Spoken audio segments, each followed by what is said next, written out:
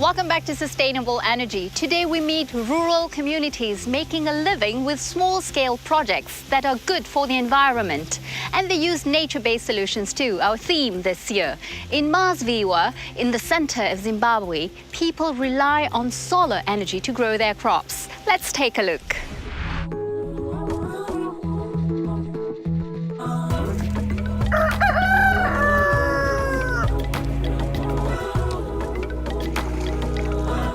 Handsome Fondue knows how precious water is. He admits it. He wouldn't be much without it.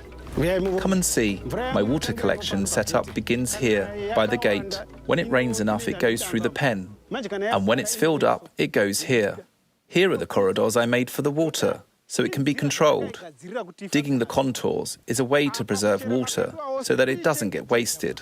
Handsome's successes with his crops can seem surprising. In 2019, Zimbabwe faced one of the worst droughts of its history. I look at water as if it's my God, because all my life is centered around it. I mainly focus on growing tomatoes to sell at the market. I grow other crops like butternut for the family to eat. Last year, the World Food Programme estimated nearly 8 million people suffered from hunger, 6 million of them in rural areas.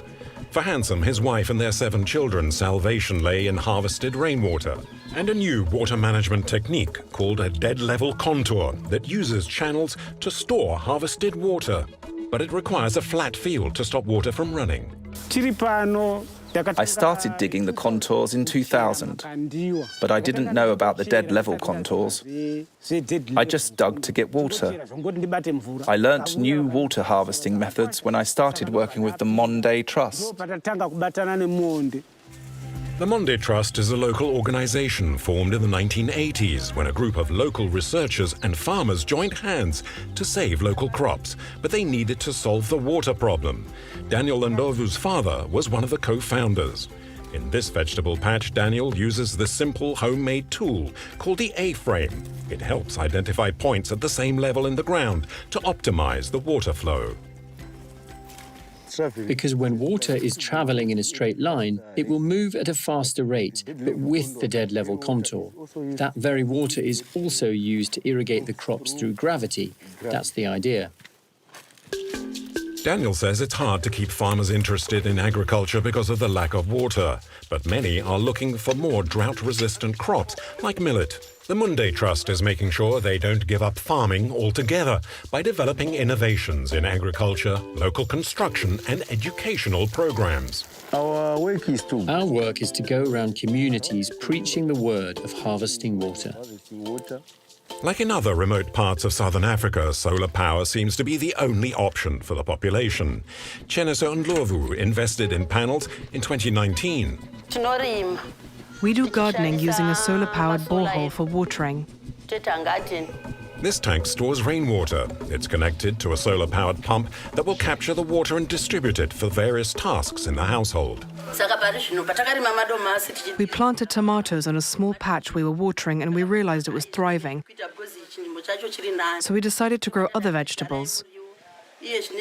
We use the water for other domestic needs like washing.